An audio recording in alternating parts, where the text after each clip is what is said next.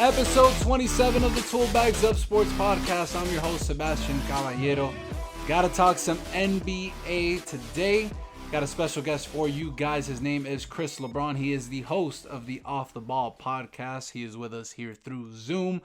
Chris, brother, what's going on? What's going on, my man? I'm happy to be on, man. It's a pleasure. Awesome, man. I'm so glad I was able to get you on. Got to talk some basketball, man, because it seems like the NBA is going to happen. I was a little concerned today because I heard that it's going to start a little bit later than we expected. Obviously, all the regulations that are in place to make sure that all the players are healthy. There's been talks, obviously, about playing games here in Orlando specifically with no fans. But I wanted to know what your thoughts were on this whole proposal that was put by the NBA. I'm all for it. I'm all for it. I'm excited that, it seems like we're finally going to get back to watching hoops. It's something that, we've been deprived of the last, couple months, with obviously with the virus coming and pretty much stopping everything. So, I'm excited about it. Orlando makes a lot of sense too. Obviously, you're from there, around there. So, it makes so much sense with ESPN and the whole Disney thing. So it makes sense that that would be the base of where everything would be, all the games would be played. So, I'm excited. As long as, like I said, my whole big thing is just safety. As long as everyone, they take the proper precautions and, they make sure that, because obviously there's a lot of people that are involved with a team, not just the players. We're talking about coaching staff. We're talking about training staff, equipment staff. I mean, that could be up to, 35, 40 people for a team, So as long as they take the proper precautions, I'm all for it. I'm excited, I think I'm hearing July, End of around. July is what I heard today. I mean, we still gotta wait. Obviously, that sucks. We gotta wait, but at least we know that, okay, we have something and we're going to see some type of basketball. Now, I've heard that they might do 1 through 16 now instead of typical East-West 1 through 8, all that. 1 through 16 makes it even more interesting. That's something that I'm all for. I definitely like that concept of 1 through 16, where you just got the 16 best teams and let's go at it. Let's see who's the champ. Yeah. So just to piggyback off that, I heard that it was a Lakers Nets matchup in the first round, if that were the case. And then there was already speculation of, well, are KD and Kyrie going to come back to face LeBron there in the first round? It would be a cool thing to see. I guess we'll see how it plays out. Did want to talk about the playoffs, though, because, again, everybody's going to come to a centralized location, most likely Orlando. I'm glad they chose Orlando over Vegas. I don't think Vegas would have planned out very well, especially with NBA players. But chances are, so they can't go they can't go too wild. exactly, man. Let's just get through the season. So hopefully ends up being Orlando. That's for sure. They are planning to play with no fans, or at least that's the plan, is to play with no fans. As a former athlete, man, I can't even think about, like, you get some of that competitive, that competitive edge comes from the fans, and now it's like it's even keel for everybody. How do you think the playoffs will be affected with there being no fans on the stands? I mean, especially in the playoffs, when you think about playoff atmosphere, like it's a different. It's obviously playoff atmosphere is completely different from the regular season, unless it's a big rivalry game.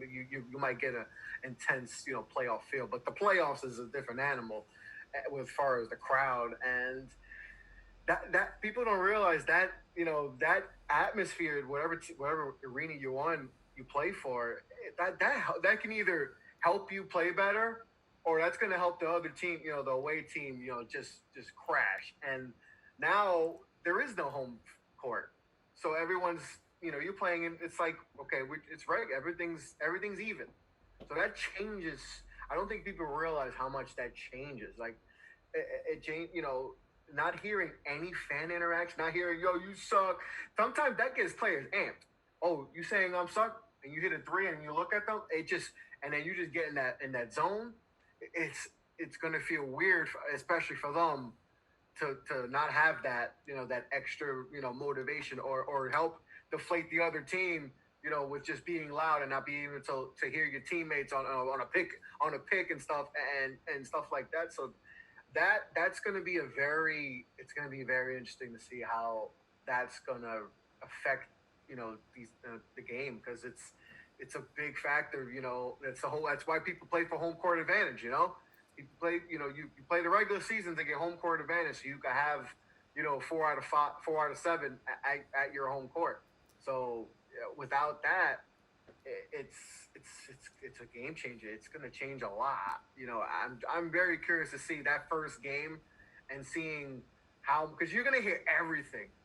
It's going to be crazy how you're going to hear everything. You're going to hear people screaming, "Screen, screen, screen," and it's just crazy how much it's going to affect. So it's going to be very interesting to see how they that first game, and how it's going to feel for the players. And it's going to be it's going to feel so. Even watching is going to feel weird, but I can imagine just be on the court and you don't see anyone in the stands. So it's going to be interesting to see how they pull this off.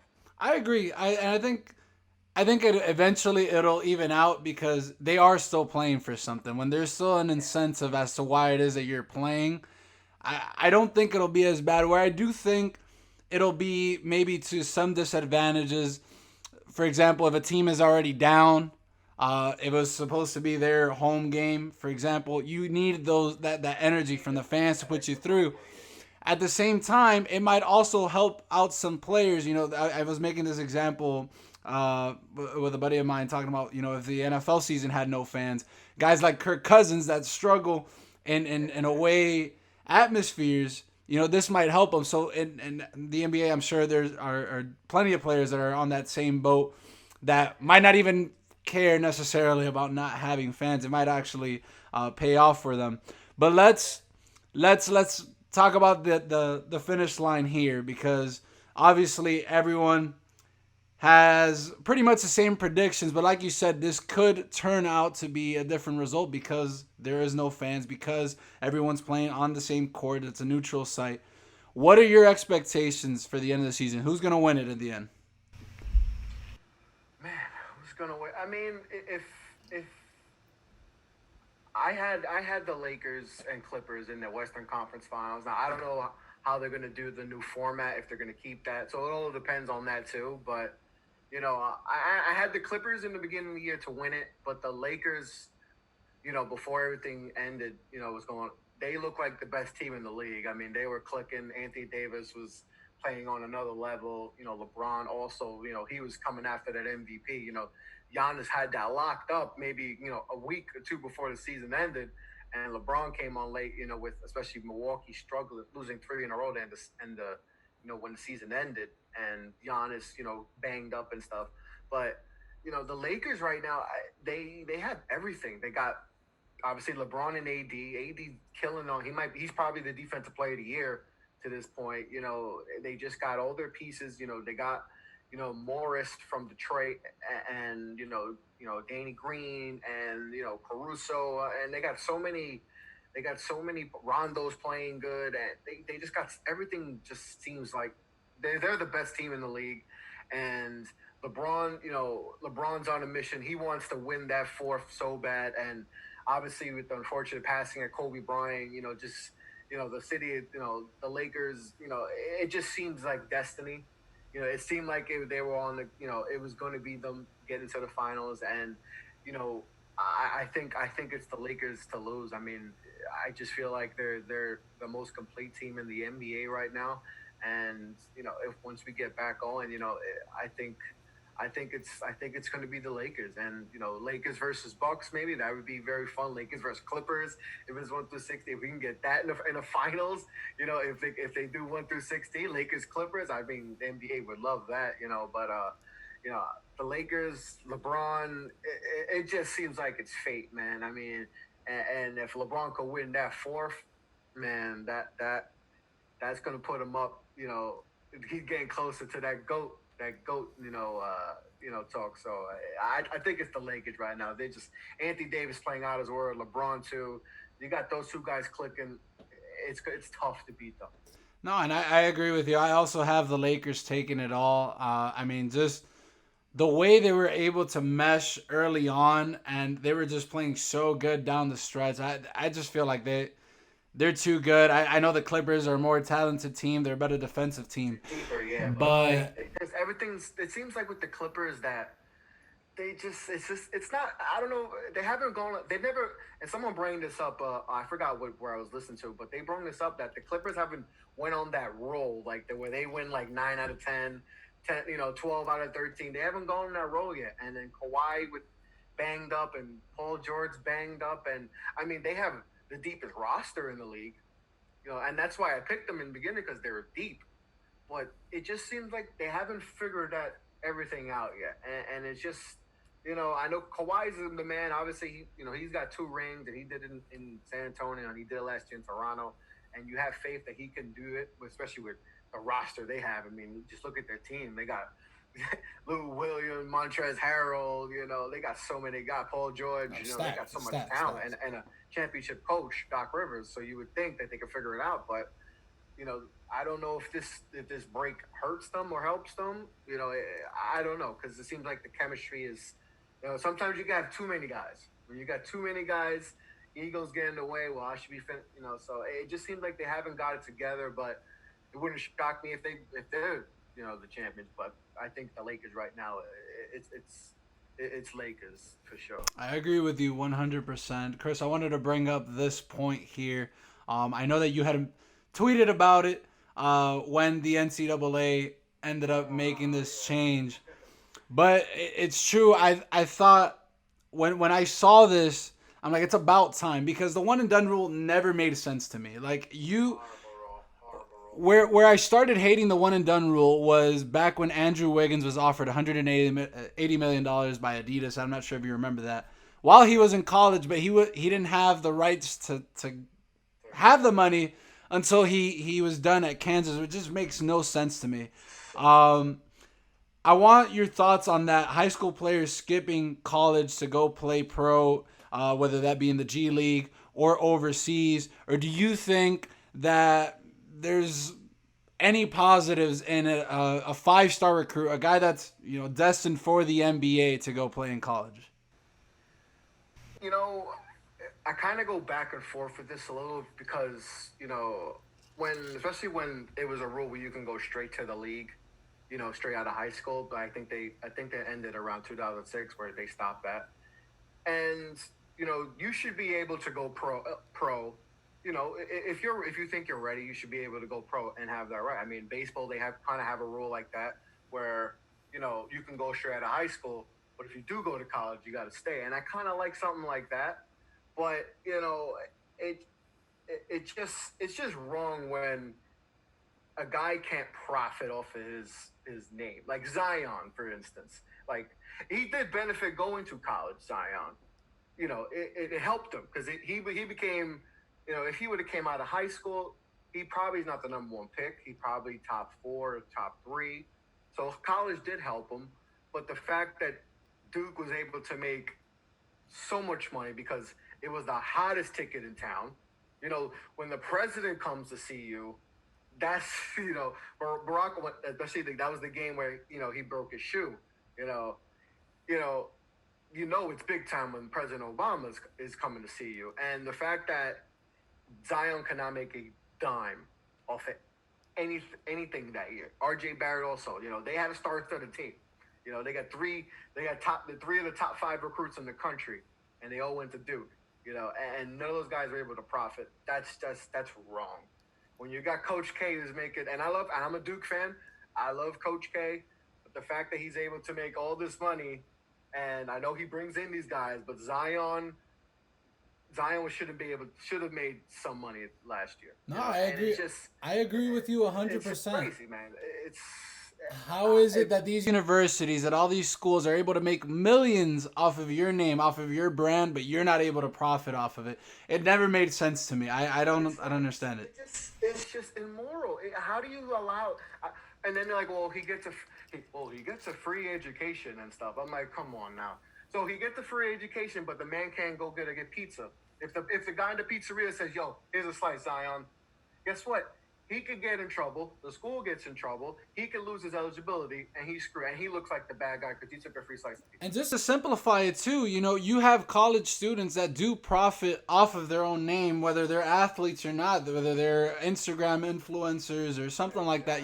They're able to profit. So how come an athlete can't profit off of their own name? It doesn't make It's sense. it's something that drives me crazy for forever with the and as we saw the last few weeks, we see like guys like Jalen Green say, "I'm not going to college." I mean, look, just even going back to last year with James Wiseman, how stupid was that? So Hmm. now when that happened, I was like, "Oh, it's they're gonna have trouble getting 5 stars to go play for stay to go to college because the whole Wiseman thing was ridiculous." And I was like, "Oh, that's gonna be a domino effect." And we saw guys are going to the G League where they could go make 500K plus, and not have to deal with any crap with, I can't make money, I can't be able to eat for this, but come on now, that's just crazy. And now the NCAA fine when they saw a couple of guys go to the G League and was like, and they saw like, and it was top level guys that would have helped college basketball for them, you know, the same way they saw Zion last year help college basketball big time. And so and now they're going to do the whole they'll try and maybe pay for get money for your likeness.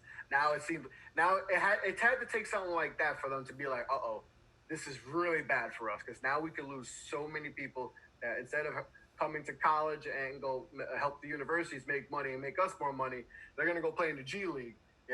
So they better keep this, making money off likenesses and appearances. It's just crazy that you can't make money off of doing a signing, like a Right. little sign. If you want to go to the local, the card store or a dealership and go do a signing for 2 hours and make, whatever, a G or whatever, you're not allowed to do that. It's just crazy. I mean, it started way back from the whole Reggie Bush stuff, and they took away his Heisman. They took away wins from teams because of this and try to blackball players. It's No, ridiculous I in the mean end. this has been going on Crazy, since man. the SMU days. When they Yeah, were the playing. SMU, man. They Uh, wanted to get yeah. rid of SMU. They wanted the death penalty, man. They tried to do this to Miami So too. Like, it's crazy, man. It's corrupt. And but yet, hey, March Madness, we make billions of dollars. Yeah, we got all these vice presidents making millions and millions. These coaches, Nick Saban's making $10 million. He's the highest paid employee in Alabama. You got all these coaches making crazy money and can leave the schools whenever they want and get buyouts that are crazy buyouts and all this. But the player, if they want to transfer, they go, you got to wait a year. yeah. You want to no, you can't make money this year. We're going to suspend it for 10 games, and Right. it's just crazy, man. I'm tired of the NCAA and all that crap. I think we both agree that it's about time that the NCAA finally did something to support the players, man, which is Yes, great to it's see. about As a time. former athlete, I love seeing that, man. Yeah. So the last question that I have, it was something that I saw today. It wasn't one of my original questions, but they were arguing on First Take whether that they were doing their player rankings or the top 10 players in the NBA. Harden was ranked sixth. Steph they ranked at number five, and they were arguing Steph over Harden. Where do you stand on that? Steph first Harden around. I mean, that is tough. I mean, obviously Steph's got their two MVPs, and he's kind of changed the way the league is. But and then you got Harden, who's I mean, he's something. He's averaging what 35 this year, and he's just tremendous. But if I had to pick, I'm gonna take James. Though. James just is.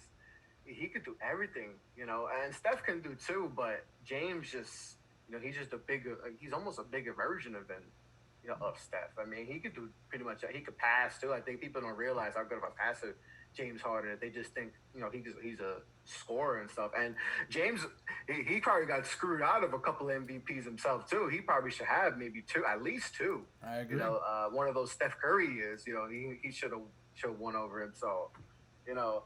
Career wise, obviously Curry got the championships, but if you're just talking about individual and who would I rather have, man, it's hard to pass up on James Harden. I mean, he can make, so can Steph can make every shot, but just Harden, he's so crafty when it gets to the hole. And even defensively, he's gotten so much better. You know, he was trash defensively a couple years ago, but now he's become a respectable defender, way better than Steph Curry. Steph Curry's defense is just absolute trash, but you know, it helps having Draymond and Clay there. But you know, Harden just needs to get over that next step. That he needs to get over that next step to be considered one of that elite. You know, because he's right there. I mean, he's a superstar, but he's got to be able to get over that hump. But if you asking me who I'd rather have on the as a player, man, I think I'd take James over him over Steph. We're on the same boat here. Obviously, Steph, there's no question he's had the better career up to this point. Um, as far as the player, even before, I mean, I don't know what it is. I like that Harden's always available. His talent is there. And people talk about the clutch factor. It's not really. I mean, Steph is probably has been more clutch, but it's not like he's showing up in the finals. I mean, he's won 3 championships, 0 finals MVPs. So I would probably give Harden the slight edge as a player, but obviously, Steph Curry has had the better career, and I think that Steph is going to go down at the end of it as the top 15 player of all time, and where James is going to fight his way through maybe the top 25, maybe. Chris, thank you so much for coming on, brother. Let's do it again soon, my man.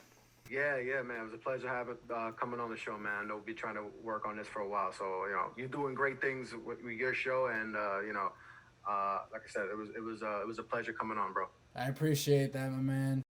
That was Chris Lebron from the Off the Ball podcast. It was great having him on. He will be on here for future episodes. We talked about a lot of good things there, especially how the NBA playoffs is going to unfold, especially with no fans, especially playing in a neutral site. That eliminates home field advantage for teams. So I guarantee you there's going to be some upsets. I'm excited to see how it all plays out. But that's going to be all for this one. Don't forget to like and subscribe on all of our platforms, Apple Podcasts, Spotify, and our YouTube channel. Again, gotta get our subscribers up on our YouTube channel, so make sure you go ahead and you subscribe to that right now. Until next time, I'm signing off.